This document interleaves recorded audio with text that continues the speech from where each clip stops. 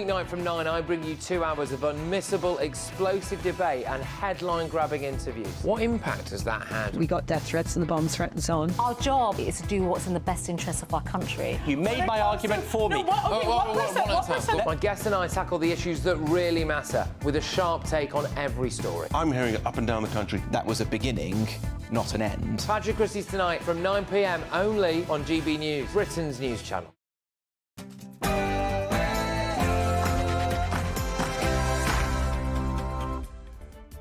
Hello, good evening. It's me, Jacob Rees-Mogg, on State of the Nation. Tonight, cry God for Harry, England and St George. Happy St George's Day. Tonight, I'll be asking the most important question of all. Who was St George and why do we celebrate him?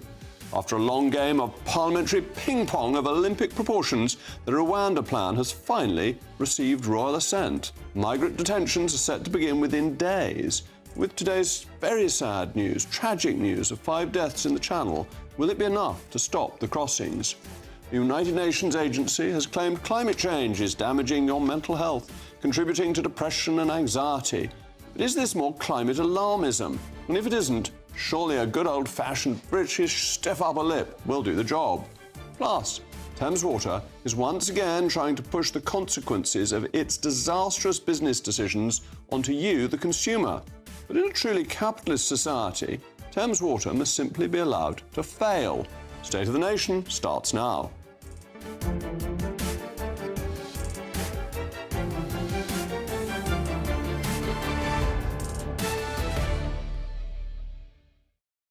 I'll also be joined by an exuberant panel this evening, PR consultant and former Labour aide Stella Santikidou, and the economist and fellow at the Centre for Brexit Policy, Catherine McBride. As always, you know this, I want to hear from you. It's a crucial part of the programme. Email me, mailmog@gbnews.com. But now, it's what you've all been waiting for, the news of the day with Ray Addison.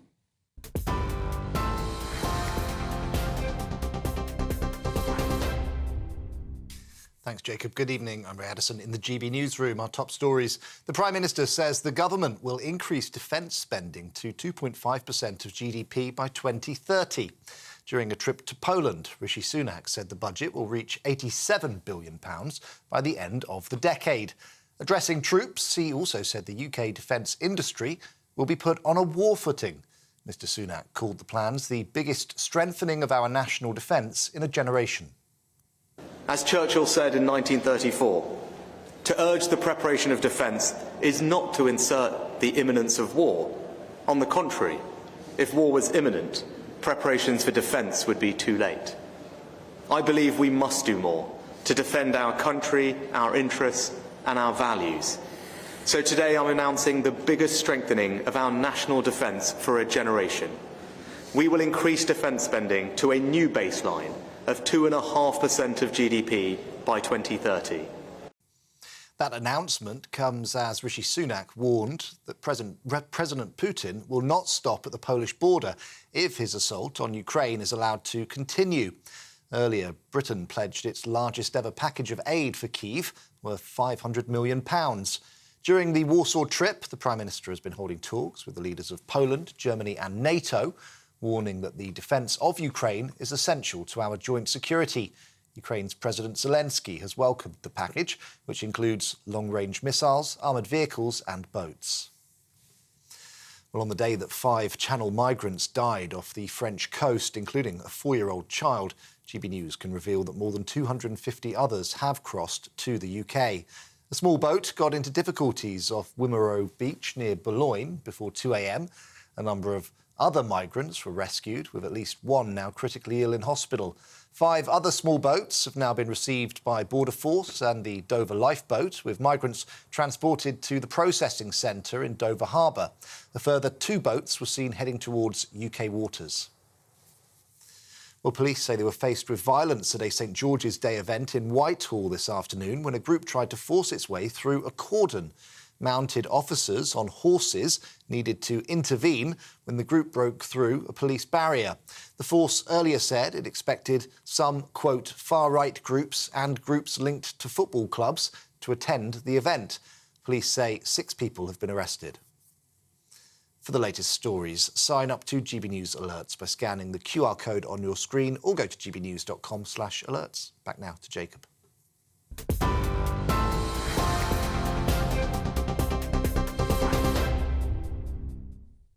You know the great Shakespearean shout, "Cry God for Harry, England and St George."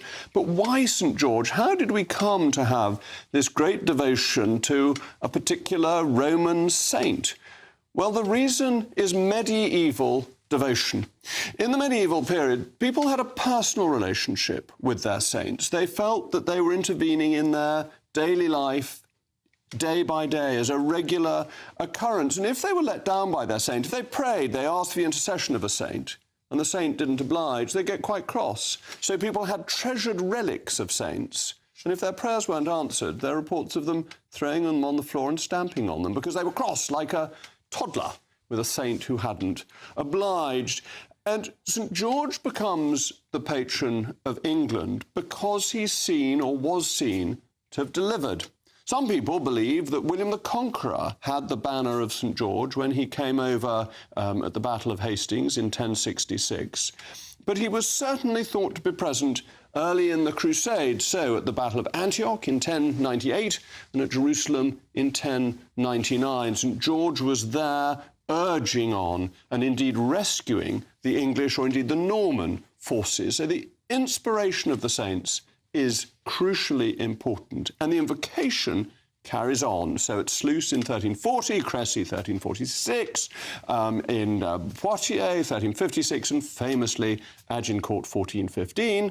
But even in the First World War, the troops thought at times, and this is 1914 to 1918, St George was there helping them, aiding them, inspiring them, boosting morale. But it wasn't always going to be St George.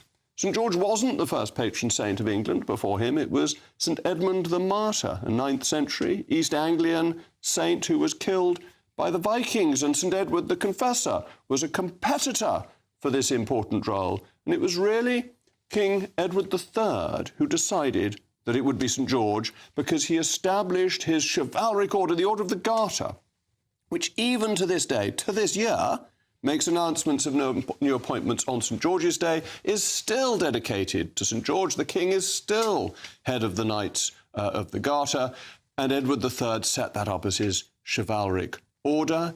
Edward IV then set up his great chapel at Windsor to St George, and really interestingly, when the Protestants came in and they got rid of the saints, they abolished the order of the saints, they kept St George. So St George remains this extraordinary figure in our national story, in our island story, but very much as an English saint.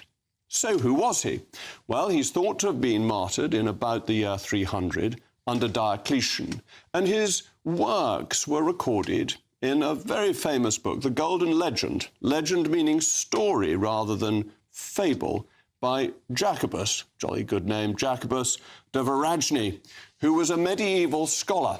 And he wrote, translated into English, which I thought you would prefer, what happened with St George. So a city called Cyllene in Libya is terrorized by a dragon, which infests a vast lake and must be fed if it is to be kept at bay. Note the connection of the dragon with water. This is the essential water of life and of baptism. The dragon is the enemy of true faith. And at first the dragon is given sheep, but these run out. And the citizens resort to feeding it a man and a sheep. And then at the king's command, they start feeding it young people. And the lot falls upon the king's daughter. And the king tries to get out of this, but the people won't have it. And his daughter is sent to feed the dragon. But lo and behold, St George rides by. He rescues the princess, and the maiden takes the dragon by her girdle into the city, where George slays it, refuses all honour, will not marry the daughter because he is a celibate, a holy man, and the city is saved, the dragon is slain, and they all live happily ever after. That was St George, and you'll be glad to know, as with all good things, it's thought he went to Glastonbury in Somerset. So happy St George's Day. As ever, let me know your thoughts, mailmog@gbnews.com, but I'm very pleased now to be joined by Gavin Ashenden, former chaplain to the late Queen and associate editor of the Catholic Herald. Gavin, thank you so much for joining me.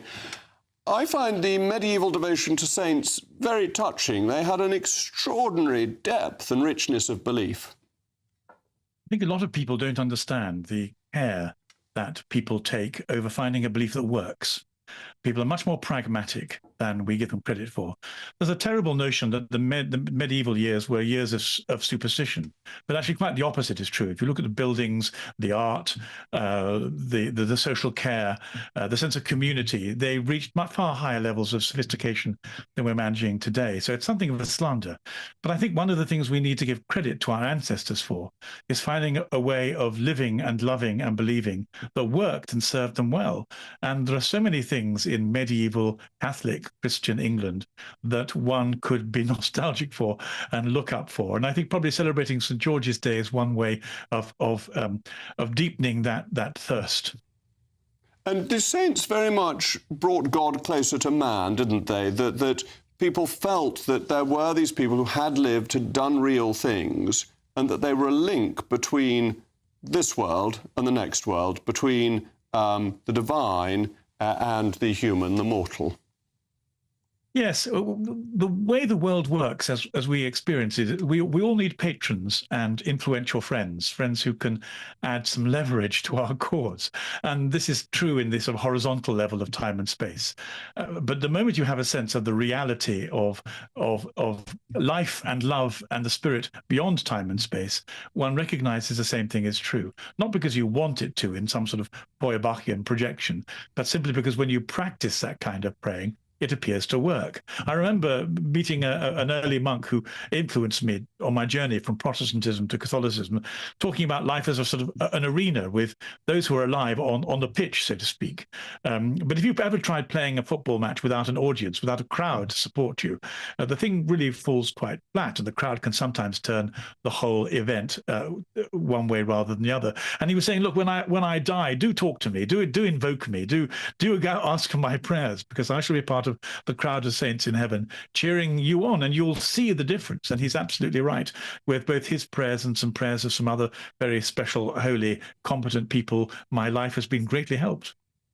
And you make the very important point that they can be invoked. They don't actually do things. They can cheer on. They can cheer on if they appear, as St. George did at Antioch, but they can intercede, crucially. They are not mini-gods. No, it's not magic. The interesting thing about magic is magic imitates faith. It's not the other way around. Again, this is one of the great misconceptions of the last secular century. But so it isn't about trying to somehow exercise a degree of control over events, which is what magic does. It's more about putting yourself in the right place with the right spirit, with the right help, the right inspiration, the right encouragement. I mean, these things are something of a mystery. You can't always describe them. It's very strange how practical things fall into place. They're meeting the right person at the right time in the right way. And this is all part of the life of the spirit that the Christian who prays becomes familiar with. And the saints are an enormously important additional element in that, both for encouragement and for somehow this rearrangement of things in a way that is more propitious. And St. George, in the modern era, is a remembrance of that faith that we once had, but still a link to our Christian past. Well, I think he's much more than that. I think that, in fact, I think he's quite to the secularists, to those who want to change culture. I think he's really quite dangerous because he reminds us of values that people are actually actively trying to get rid of. He reminds us that we need to belong to a nation rather than to some terrible, vague internationalism. In other words, to a family of peoples who are wedded to each other by heritage and by common history. He reminds us that one of the most valuable and effective periods in our national life was under Catholic Christianity, lasting for 1,300 years, when there was a depth and a quality to social, spiritual, and political relationships that we don't have at all. Essentially, what St. George reminds us is what we've lost and what we ought to try to recover. Well, thank you very much, Gavin. With me now is my panel, PR consultant and former Labour aide, Stella Santakidou, and the economist and fellow at the Centre for Brexit Policy, Catherine McBride. Stella, St. George is actually an important saint in Greece as well, isn't he? Much revered and has the patronage of many cities. Of course, he's my grandfather, who he used to be, he's passed away now, he was a Greek Orthodox priest, and his name was George. and he takes it after this saint. Yes, extremely important. And I think that religion definitely plays a very important role when it comes to the national identity of a country. And I have that as a Greek and a Greek Orthodox, and I wouldn't want to deny that to the British people and the English people. However, I do take issue with one thing that Gavin said. I do feel like in his definition of what it means to have this national pride and community in spirit and all of that, and I understand that there is the common heritage and the common history that someone like me who came here as an adult doesn't have. But at the same time, there needs to be space for everyone who wants to assimilate in this society to do that in a way that is respectful and appreciative of the culture. And for me, as a Greek person, I have no problem with England having its own national holiday. It makes perfect sense. Other countries have the same. And I think there should be a way to celebrate that as a community that has space for everyone. And Catherine, it is a bit unfortunate that we saw today scenes in Whitehall where some people seem to abuse the flag of St George. They use it as an opportunity to go and have a bit of a punch-up with the police. I find it incredible how people view the flag. I think we should be proud of the country's flag. I was in Westminster today and I was walking back through Knightsbridge and the Mandarin Hyde Park Hotel had the St George's flag up. I was so impressed I took a picture and I thought, wow, a very upmarket hotel is proud to have the St George's flag on its flagpoles, where people like Emily Thornberry thinks that that's a sign of the lowest person in the country. I come from a place in Australia. They actually had a referendum in the 80s about whether Australia should keep the Union Jack on the Australian flag, and overwhelmingly people voted for that. We were proud of our heritage, and I find the really in crazy way that it's disrespected. The English heritage is fantastic. You should be proud of yourselves. You've done amazing things. It's really quite extraordinary the way it's treated. But then the English have always been quite relaxed as well as quite proud. So we're not like the Americans. I wouldn't want us to have the American devotion to the flag and take an oath to the flag and all of that, which I think is a bit peculiar. Well, I have a feeling that is because they don't have a monarchy. They don't have a monarchy, yeah, sorry. Yes. Yeah, so that is the symbol of the freedom that is America. That is the symbol of their constitution. That is why they all know their constitution and they know about what is important to be an American, because the people have come from so many different backgrounds and nationalities, so that puts people together. And Stella, you were implying that you think it'd be fair enough to have St George's Day as a national holiday. Yes. Yes, why not? Why not? I think the issue with nationalism rather than patriotism that used to take place 10 years ago, I think it was more relevant because the whole world was having a bit of a reckoning about what it means to live in a global world and all of that. But I think that we need to stop having a debate about whether, it is good or bad to be proud to be British or to be English or to be Welsh or whatever. Whoever wants to feel proud will do. We need to provide a positive blueprint so that people can feel like they are a part of this community and that if they want to celebrate it, they can. Because, for example, in other countries, in Greece, we have marches when we have our Independence Day, our national holidays. The scenes that we saw earlier on the videos on Trafalgar Square of people having a fight with the police, this doesn't make anyone feel proud to be English. We need to find something positive so that people actually do feel better about themselves. And it's an interesting reflection on the history, the Christian culture of England, Scotland, Wales and Ireland, that each one of them has a patron saint who is still known.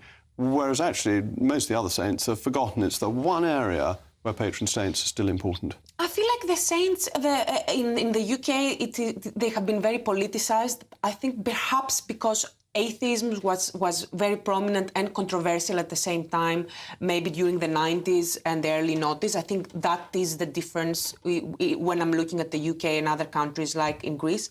And also, Yeah, I feel like the religious aspect has been very, very politicized, which is unfortunate because I'm sure there are people who would benefit from their religion if it weren't from the baggage that it comes with. Well, thank you to my panel. And I think most of the patron saints went to Glastonbury. Certainly Patrick and George did. David almost certainly. If anyone knows about Andrew, you know Rees-Mogg. But the Rwanda bill has reached royal assent, with migrants set to be detained within 10 days. When will the flights take off? Plus, Thames Water wants you to pay for its mistakes. But I have a much better idea for how to deal with incompetent businessmen.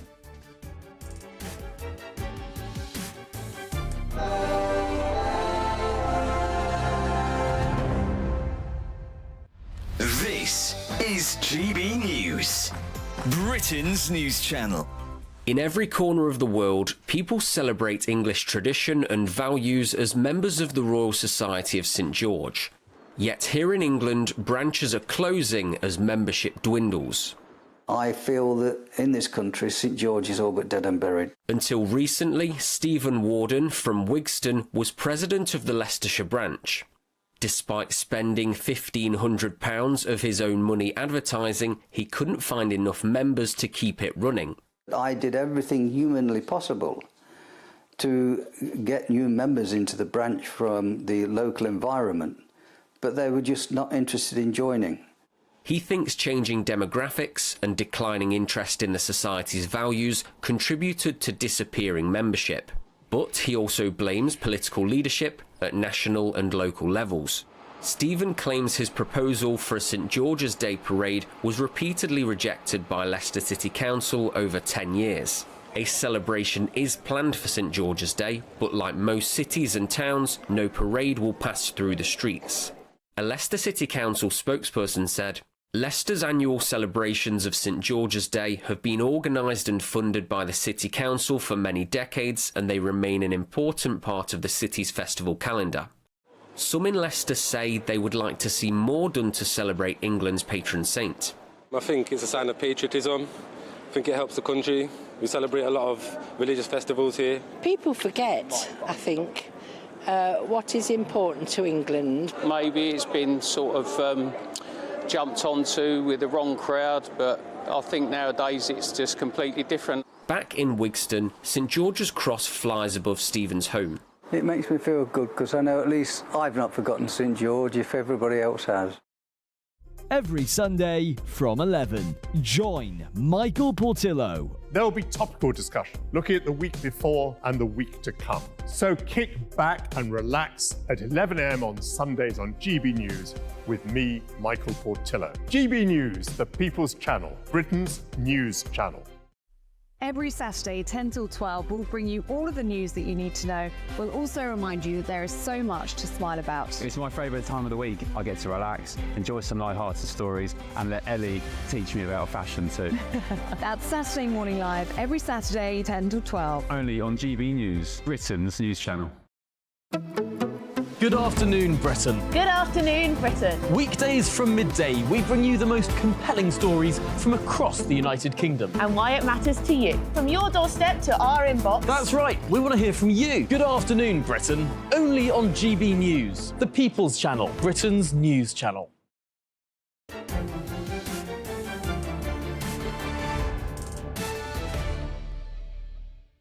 Well, by St George, you're very welcome back. And Dawn says, on her Rees-Mogg, I fetched 3 of my grandchildren from school today, 3 different ages, 3 different schools. None of them knew it was St George's Day. Just disgraceful. This is not taught in schools, but it's what I expect these days. And Ryan says, nothing against St George, but I think a public holiday in June to commemorate Magna Carta would be a much better celebration of Englishness than a Saint's Day. Surely an indisputable contribution of England to the evolution of democracy the world over.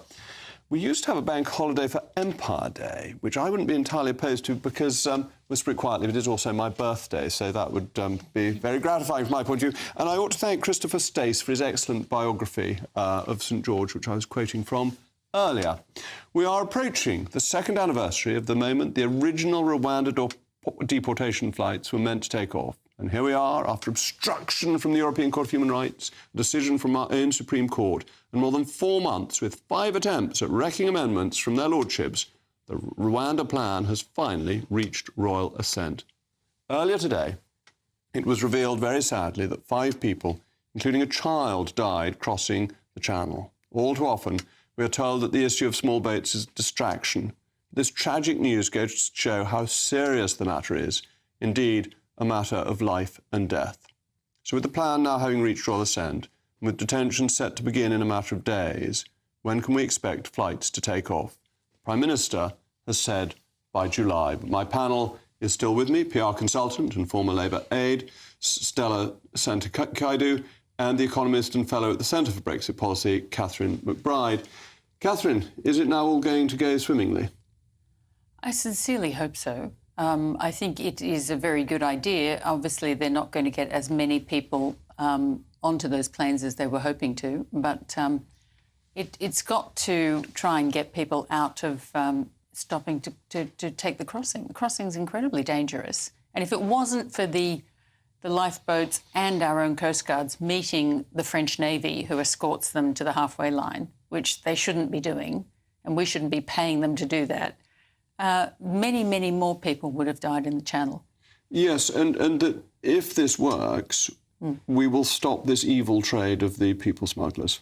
Yes. And that must be one of the main objectives. Well, for sure. If you don't stop that trade, then they won't stop. And people don't have the money to pay their trip. They usually have to pay it back in kind when they get here working illegally or running drugs. So, Stella, is this a good, important step, or do you think it doesn't have a chance of succeeding? If the threat of dying on the English Channel doesn't stop them, I really struggle to see how this Rwanda plan is going to stop them. There is no evidence that this is going to be effective.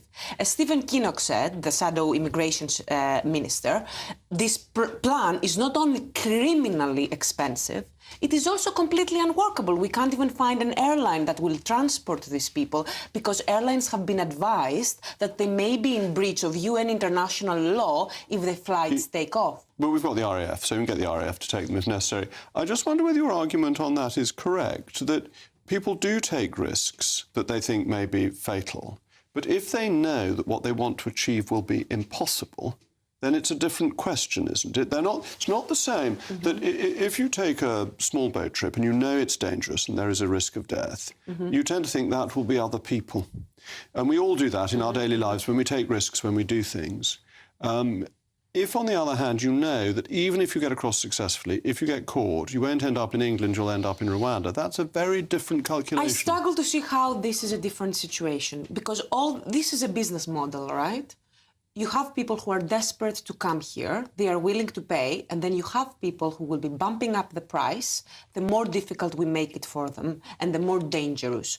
So you are just taking the problem from one route and you're putting it into another. Now, they will find a way to come here. If they are that desperate, they will find a way to come here. And Stella's got a very good point there, hasn't she? Because they used to come over on lorries.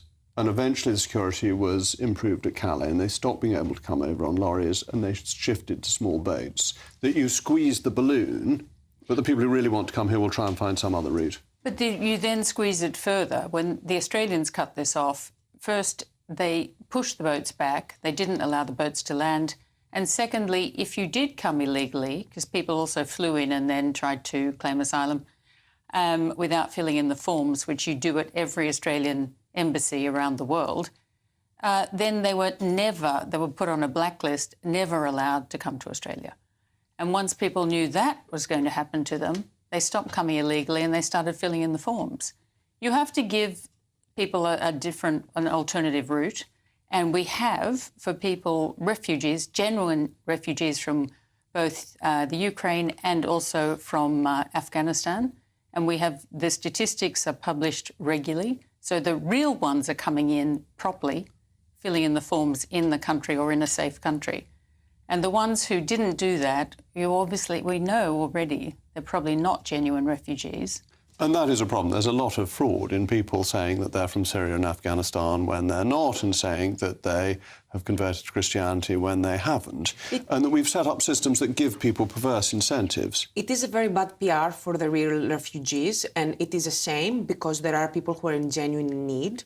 And it is very, very unfair that these people will be painted with the same brush. But at the same time, when you're looking at the debates that took place in the Lords last night, and you look at the two amendments and what they were trying to do, what they were saying was, you know, in these cases, there are people who, as you said, have helped the British government in Afghanistan, whose life is genuinely in danger, and we should help them. But the government did not give way. But no, they did.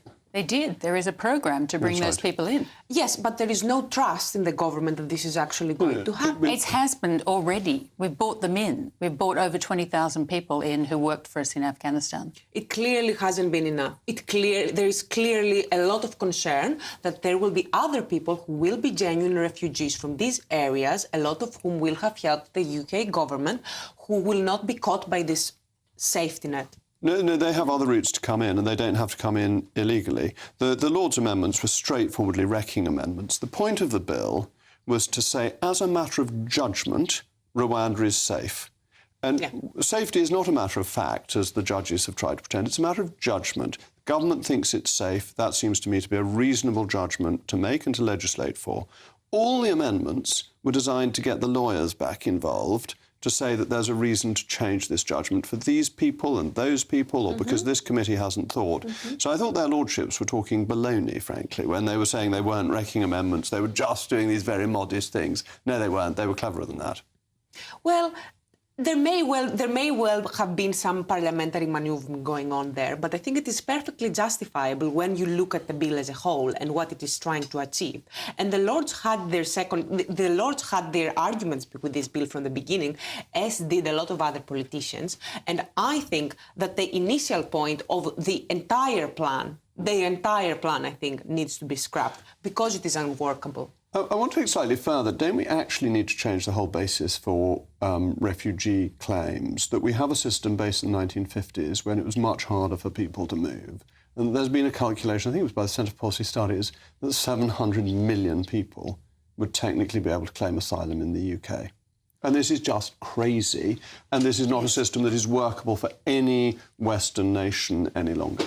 No, it is crazy, and also the way we treat refugees is also crazy, because by putting them up in hotels and giving them money, we actually have created an incentive people to take the unsafe route of a boat. The idea that being flown to Rwanda is somehow less safe than sitting in a rubber dinghy for 20 miles rather, in one of the busiest shipping routes in the world is just nonsense. And putting them up in hotels is very unfair on my constituents who are sometimes living in less good accommodation and they have to pay for it themselves. And this really upsets a lot of taxpayers. And I agree. And they should be, I think what should happen is the backlog should be tackled and people should be allowed to work, because I don't think that these people want to be sitting in hotels and to receive the pittance that they will be receiving from the government. They want to work and be useful. However, I don't think that it's a good use of British money when you're going to be spending £11,000 per person to send them back to Rwanda. I think for the average British taxpayer, they would rather the more than £500 million that are going to be spent in this plan to be spent right here at home in more urgent matters. All right. Well, thank you very much to my panel. Coming up, as the United Nations has claimed climate change may have an effect on your mental health, has climate hysteria reached fever pitch? Plus, is it time to let Thames Water fail so it can be sold off by the receiver?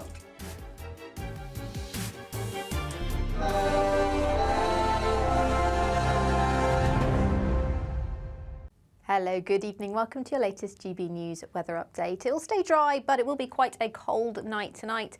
And throughout tomorrow, the best of the sunshine will be across north and western areas once again. That's because high pressure is dominating over here. Meanwhile, to the east of the UK, we've got low pressure and this weather front. That's brought cloudier skies throughout this afternoon to the southeast. That should clear away overnight, though, and we'll be left with this northerly wind. That will bring a cold feel to coastal areas through Wednesday, but also a few showers overnight tonight. Should be fairly light and mainly just restrict coastal areas. Further north and west, though, clear and dry and quite cold by tomorrow. We could be down as low as -3 or 4 for some Scottish glens. but the frost should be fairly patchy and should melt away fairly quickly as well. Then we'll be left with a dry and bright day for many western areas of the UK. In the east, though, with this northerly wind, that's always going to drag in a bit more in the way of cloud, and that risk of showers will continue into Wednesday afternoon. We'll feel a little bit brighter, though, than today, as the cloud will be a bit higher, and in the best of the sunshine could see highs of 15 or 16 degrees. Another cold night to come on Wednesday night, so a cold start on Thursday, and then this area of low pressure in the North Sea will bring this band of rain and cloud across northern areas of England, southern Scotland through Thursday. It should be drier and brighter in the south, but then Friday and Saturday look that much more unsettled. However, notice temperatures will start to rise by Saturday. GB News is the home of free speech. We were created to champion it, and we deliver it day in, day out. Free speech allows us all to explore and debate openly the issues most important to us, our families, and of course, the British people. Having challenging conversations to enlighten each other. Which is why we hear all sides of the argument. We are the People's Channel. We will always stand by the freedom to express yourself. On TV, radio and online. This is GB News, Britain's news channel. I'm Christopher Hope. And I'm Gloria Di Piero, bringing you PMQ's live here on GB News. Whenever Parliament is in session on a Wednesday at midday, we'll bring you live coverage of Prime Minister's questions. We'll be asking our viewers and listeners to submit the questions that they would like to put to the Prime Minister, and we'll put that to our panel of top politicians in our Westminster studio. That's PMQ's live here on GB News, Britain's election channel. Are the newspapers getting you down? My wife didn't divorce me that month. Struggling to separate the wheat from the chaff? I know that it's a bit of a circus at the best of times. Well, don't worry. Headliners has got you covered. We'll take the burden of reading the day's news, and if we get depressed, who cares? It's an occupational hazard, frankly. That's Headliners on GB News from 11 p.m. till midnight, and the following morning, 5 till 6 a.m. on GB News, the comedy channel. Nah, just kidding. Britain's news channel.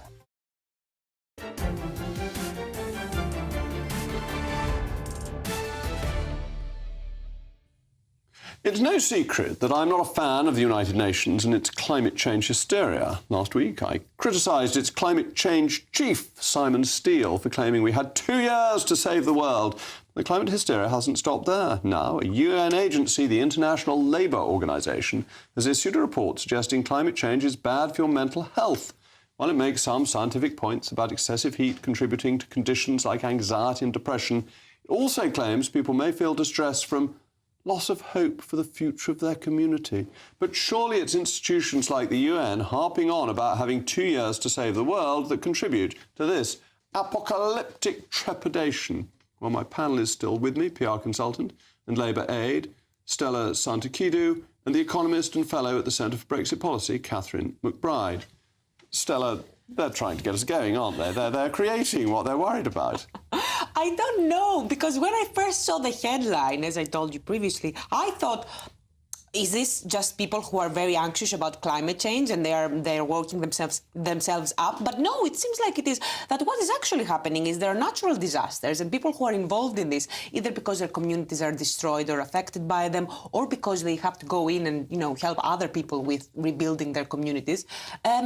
It is causing them a lot of distress, which I completely understand as a Greek, because every summer we have these massive wildfires, which they seem to be coming more and more, and it can be very, very anxiety-inducing for people. Well, when I was a young teenager, someone wrote a book called The Limits to Growth, and I actually expected we would run out of oil and water and fresh air by 2000. And as I came and saw, not only did 2000 come and go without any incident, we had a glut of oil, a glut of almost all crops. Yields had never been higher. Commodity prices had never been lower. Everything they predicted was wrong. I have not listened to any climate change rubbish since then. We have to manage our environment. We've always done it, and the climate has always changed. Most of the way we farm in the UK is very weird for people from temperate climates, because they don't need to put their animals in sheds in winter. They don't need to do a lot of the things that you just think is normal in the UK, because you've adapted to the environment you live in. And in the same way, Australian farmers have adapted to bushfires, and they clear land and they make fire breaks. If it gets hotter in Europe, European farmers will have to start doing that as well. And that's the point, isn't it? That we need adaptability. Historically, we've had adaptability. And this is just sort of millenarianism. There's always been a tendency in mankind to say the world is about to end, and now it's sponsored by the United Nations. I do agree that there is this doomerism, there is this tendency in the human species. This is how we have survived over the centuries, by being very anxious about things and by tackling them. But I do believe in climate change. I do believe the 99.9% of scientists who say that climate change is a fact. I do think it's a problem that the planet is becoming warmer. But I also agree that we need to adapt. And there have been a few books that have been released recently about how we need to become more prepared for natural disasters and how there are some very simple things that should be taught even in schools. But the one thing that minimises the consequence of natural disasters is prosperity. So they have an earthquake in Taiwan and almost nobody is injured. They have an earthquake in Japan. Likewise, they have an earthquake in poorer countries and thousands, sometimes hundreds of thousands of people are killed. If we make ourselves richer, and that requires cheap energy, then we protect people from natural disasters. Bingo. Yes, but if the way that we make ourselves richer is by exacerbating climate change and by making the planet even hotter, then I don't think this solves the problem. I think that in the long term, that makes it worse. Just install some air conditioning, that's what I say. Anyway, when the Prime Minister was Chancellor, one decision which I fairly publicly disagreed with him on was his decision to increase corporation tax from 19 to 25%. This seemed to me to make us less competitive, especially when across the Irish Sea corporation tax is at 12.5%. However, it seems it's worse than we thought. The Centre for Policy Studies has claimed in a new report that government policy has increased the regulatory burden to such an extent that it's now costing British business an extra £6 billion a year, equating to a further 2% corporation tax rise. In other words, what we thought was 6% was 8%. Well, my panel is still with me.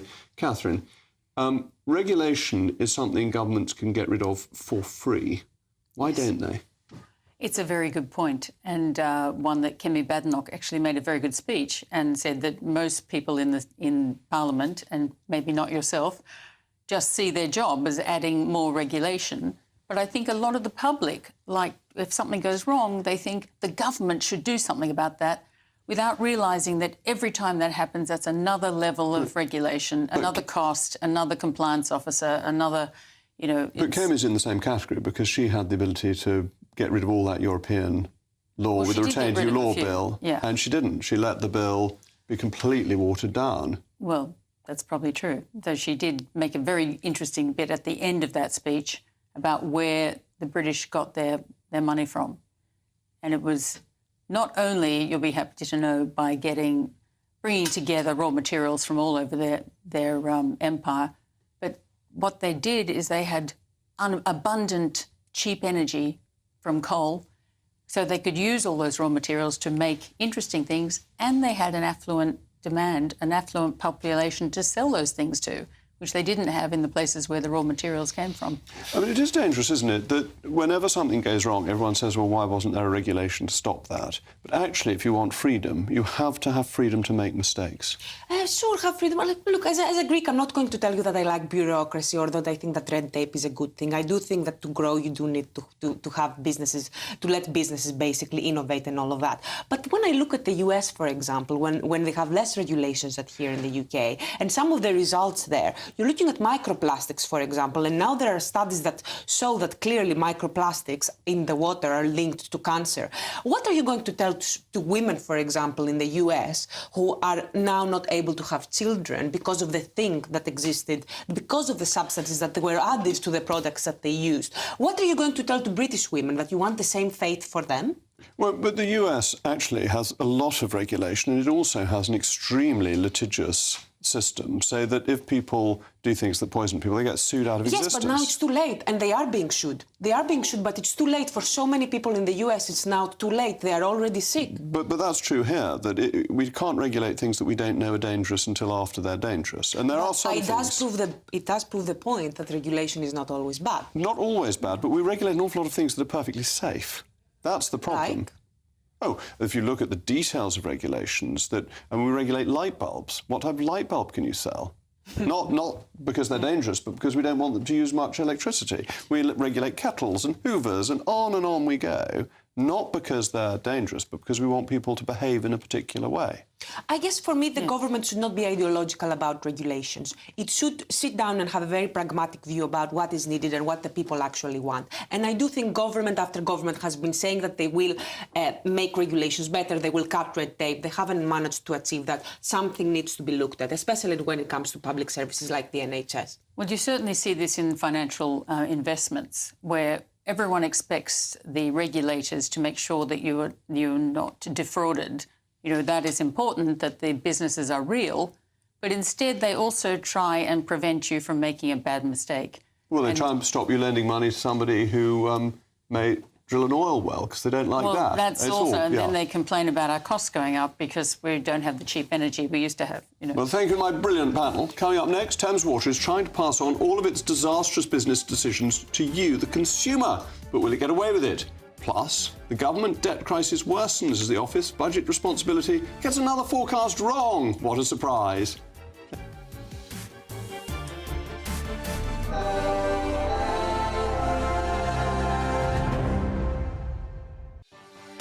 Martin Daubney, weekdays from 3 p.m. This new hate crime bill on women's issues, you think this is the least funny April Fool's joke in history?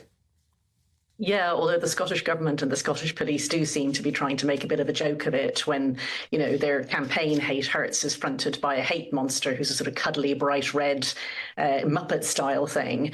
And some of the things that Humza Yousaf said about it were from a soft play centre over the weekend. But yeah, it's really not a joke. It's not actually clever lawyers who know the wording of the law who enforce the law. It's the police.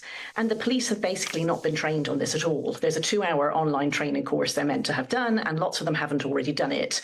And we know from the way that the police have been talking about it that they're wildly overstretching what it might actually be to be, in particular, abusive, which is one of the words in the new law, and specifically on the issue of transgender identity. To claim that just noticing the fact that there are two sexes and that sex can't change is meant to be hateful, that, you know, even after years of trying to study it, I can't understand why people hold this belief. But it's part and parcel of a pattern of legal measures that the Scottish Government has either introduced or has sought to introduce. So it tried to introduce gender self-ID, but that was overruled by Westminster because it was out of the power of the devolved government. It's still attempting to bring in a conversion therapy law, which sounds nice but isn't nice. It actually criminalises proper ethical treatment of gender-confused youngsters. They're trying to say that men who have certificates saying that they're women count as women for a particular measure to do with public boards. And then this hate crime law, which tries to make it really difficult for someone to talk in a factual, reality-based, clear, understandable way about all these measures. It all adds up to a sort of an authoritarian attempt to deny the fact that human beings are mammals and come in two sexes, and that recognising that matters for women's rights especially. I'm Patrick Christie's. Every weeknight from 9, I bring you 2 hours of unmissable, explosive debate and headline-grabbing interviews. What impact has that had? We got death threats and the bomb threat and so on. Our job is to do what's in the best interest of our country. You made my argument for me. My guest and I tackle the issues that really matter, with a sharp take on every story. I'm hearing it up and down the country. That was a beginning, not an end. Patrick Christie's tonight from 9 p.m. only on GB News, Britain's news channel. We're GB News, and we come from a proud tradition of British journalism. That's why I'm so excited to be here. It's something so new. The first news channel to be launched in Britain in over 30 years. Launched to represent the views of the British people. To go where other broadcasters refuse to go. How did you find out about the story in the first place? Launched with one aim. To be the fearless champion of Britain. It's an absolutely fantastic atmosphere here. This is GB News. The People's Channel! GB News, Britain's news channel.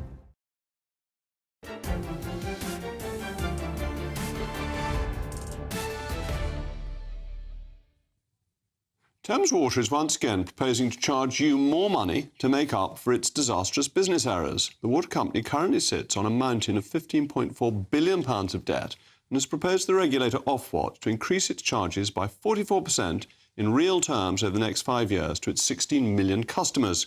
But as I said before, Ofwat must reject this request. In a free market economy, the shareholders should face the consequences of bad business decisions.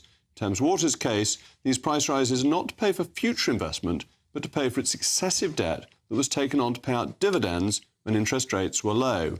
The weakness of Thames Water's balance sheet is a consequence of its poor financial management, not of a bad structure of the underlying utility business. Well, I'm joined now by Mark Littlewood, Director of PopCon, formerly of the Institute of Economic Affairs. Mark, if we are capitalists, the government can't step in to defend every bad business. That's exactly right. I mean, there are complexities around water. In the same way, I think there are complexities about banks going bust. I would love to be a free market capitalist who could say, we should just treat these things as if they're, I don't know, high street department stores. And if they go pop, they go pop. Obviously, a water supply or banking service is rather more crucial. But in essence, I agree with your point. They should probably go into administration. I don't want them nationalised. I don't want to fall for the idea that because Thames Water has been badly managed, which it has been, that the solution is that politicians and bureaucrats could come in and run it. But, yeah, I mean, it's outrageous that dividends have been paid when they shouldn't have been. And the assets all remain there. So unlike a bank where depositors lose out and so on and so forth, if Thames Water went bust, all the water pipes are there, the reservoirs are there, the water still flows through the pipes. That management side of it is very easy to sell off as a going concern. I think that's exactly right. And, you know, endless companies are put into administration. Somebody's brought in to try and turn it around and stabilise it and keep the core functions of the company going. That is probably what needs to happen here. I mean, I'm not sure you can tip them into administration, right? They'd have to select that themselves, but they probably would if this Ofwat request fails. If they don't get this increase that they're asking for from Ofwat. And what do you think the role of Ofwat should be? That if this is the structure of Thames and it wasn't objected to by Ofwat in the past, does Ofwat have in a sense to be passive and say, OK, we didn't stop you doing this, therefore we've got to pass it on to the customer, that is fair, here's your 40%. No, I think they can look retrospectively back. I mean, it's a regulator that's failed. Of course, we were saying as free market capitalists, you and I, Jacob, we're OK to let companies go bust, but regulators never go bust, right? So Ofwat really does have a monopoly. Well, that's a question we could discuss on the Bank of England, which is taking £40 billion a year. From the taxpayer. But whilst you're here, I thought it worth mentioning that the latest borrowing figures are out, and they've unsurprisingly proved the Office for Budget Responsibility wrong for the umpteenth time. In the year to March, government borrowing was £120 billion, and while this was lower than last year, it was £6 billion more than the OBR forecast just a few weeks before the year end. It's thought it might make it difficult to cut taxes in the autumn, which was apparently initially planned. First of all, if the OBR can't even get it right 3 weeks before the financial year end, what is its point? Yes, this is, I mean, it's infuriating, Jacob, isn't it? I understand that we're in sort of search of the truth when it comes to the so-called science of economics. It's wonderful to believe that you can get things to the last decimal point and know exactly how much tax revenue you're going to have or what the deficit looks like. You can't. It's more or less sticking your finger in the air. And unfortunately, these sort of forecasts have become binding on the government. We're almost in a position in which the Chancellor of the Exchequer is told by these people on spreadsheets how much pocket money he's got to spend.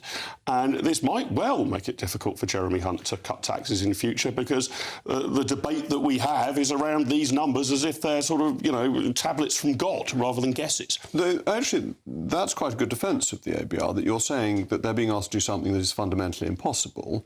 And that is something that's been legislated for. So this is an active political decision to ask the ABR to come up with figures that are of their nature wrong. Yeah, that's exactly right. And we always have this argument, don't we, that the government shouldn't mark its own homework. But the government isn't a pupil in a school. The government's the headmaster. They should be making those sort of decisions. And the other bit I find maddening about this, the entire story is there's no room for unfunded tax cuts. Now, I'm not in favour of unfunded tax cuts. I want balanced budgets. I mean, we haven't had one since, I think, the turn of the millennium. But unfunded tax cuts are treated as utterly toxic and reckless. Unfunded public spending, well, that seems to be wholly allowed. No problem of, what is it, nearly £1 trillion of unfunded public spending in the last 20 years or so? Well, I'm quite worried about a £120 billion annual deficit. That is unfunded public spending. And it's too high. Yeah, it is too high. That needs to come down, but that needs to come down surely by cutting expenditure, not by raising taxes further because of the economic consequences. Yeah, I think overall on tax, there's the concept of the Laffer curve, of course, that there's a sort of sweet spot. If you want to maximise revenues, you can't just keep dialing up tax because disincentive effects kick in and you actually end up putting up a rate and actually lowering your revenues because people have exited the workforce or whatever. I think we are now probably taxing the UK economy in aggregate to the max. You probably can't squeeze any more money out. So politicians have got to have an honest discussion about what expenditure is going to be cut. Politicians' discussions are always honest, Mark. Your cynicism shocks me. Anyway, that's all from me. Up next is Ben Leo, in for the inimitable Patrick Christys. Ben, what are you going to be discussing this evening? Hi, Jacob. It's my last show tonight, so I promise I'm going to make it a cracker. Should St George's Day be a bank holiday? Nigel Farage on his debanking scandal and the new US ambassador. I thought that was his job. And also, Marc Francois is in the studio on Rishi's defence bonanza. Just a few minutes. Oh, well, that's going to be a very exciting programme. If we have another bank holiday, we ought to lose one. Ideally, the Socialist Labour Day should go, and then we could have one for St George. Anyway, that'll be very exciting, Ben. It's coming up after the weather. I'll be back tomorrow at 8 o'clock. I'm Jacob Rees-Mogg. This has been State of the Nation. The weather in Somerset is wonderful, and I think St George, St David and St Patrick will all be there in Glastonbury, in Somerset, tomorrow. A brighter outlook with Box Solar, sponsors of weather on GB News. Hello, good evening. Welcome to your latest GB News weather update. It will stay dry, but it will be quite a cold night tonight. And throughout tomorrow, the best of the sunshine will be across north and western areas once again. That's because high pressure is dominating over here. Meanwhile, to the east of the UK, we've got low pressure and this weather front. That's brought cloudier skies throughout this afternoon to the southeast. That should clear away overnight, though, and we'll be left with this northerly wind. That will bring a cold feel to coastal areas through Wednesday, but also a few showers overnight tonight. It should be fairly light and mainly just restrict coastal areas. Further north and west, though, clear and dry and quite cold by tomorrow. We could be down as low as -3 or 4 for some Scottish glens, but the frost should be fairly patchy and should melt away fairly quickly as well. Then we'll be left with a dry and bright day for many western areas of the UK. In the east, though, with this northerly wind, that's always going to drag in a bit more in the way of cloud, and that risk of showers will continue into Wednesday afternoon. We'll feel a little bit brighter, though, than today, as the cloud will be a bit higher, and then the best of the sunshine could see highs of 15 or 16 degrees. Another cold night to come on Wednesday night, so a cold start on Thursday, and then this area of low pressure in the North Sea will bring this band of rain and cloud across northern areas of England, southern Scotland through Thursday. It should be drier and brighter in the south, but then Friday and Saturday look that much more unsettled. However, notice temperatures will start to rise by Saturday. Looks like things are heating up.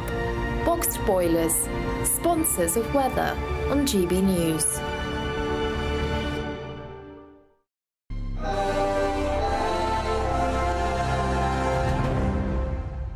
It's the final week to see how you could win our biggest prize yet. There's an incredible £10,000 in tax-free cash to spend however you like. Plus, courtesy of Variety Cruises, a bespoke 7-night small boat cruise for 2 worth £10,000. With flights, meals, excursions and drinks included, your next holiday could be on us. Choose any one of their 2025 Greek adventures and find your home at sea. We'll also send you packing with these luxury travel gifts. Hurry, as lines close on Friday.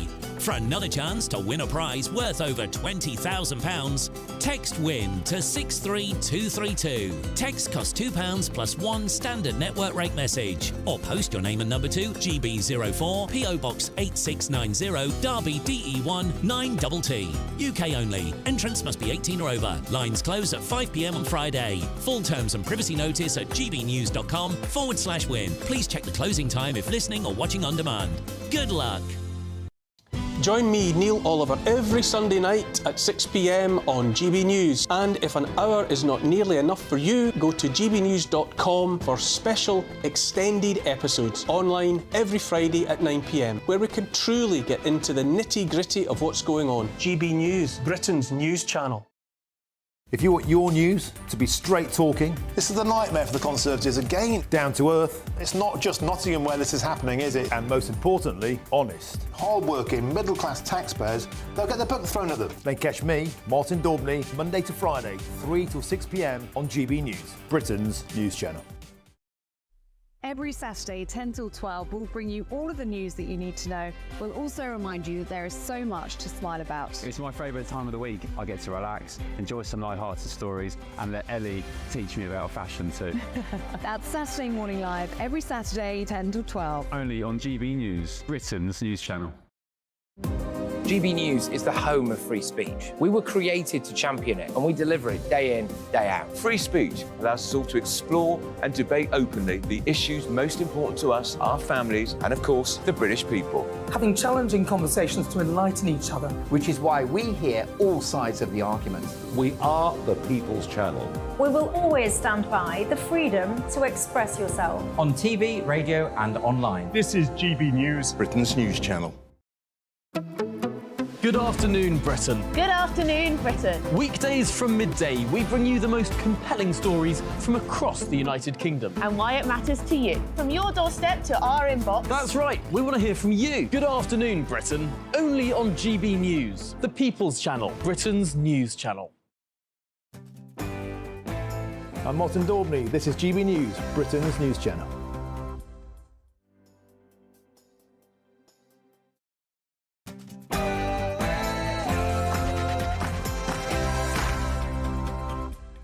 It's 9 p.m. This is Patrick Christie's Tonight's with me, Ben Leo.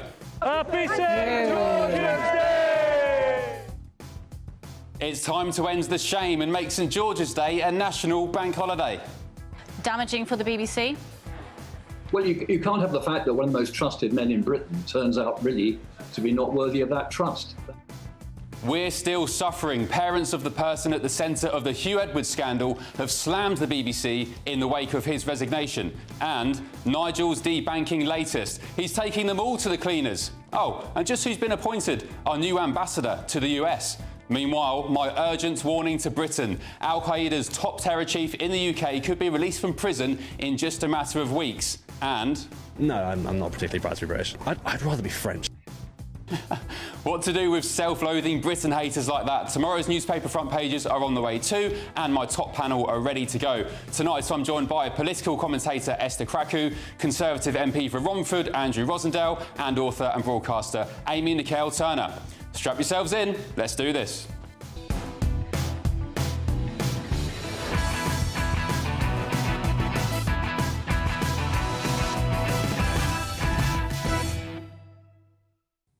It's time to reclaim Britain's identity. Next.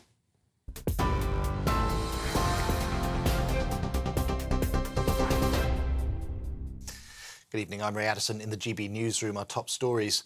The Prime Minister says the government will increase defence spending to 2.5% of GDP by 2030. During a trip to Poland, Rishi Sunak said the budget will reach £87 billion by the end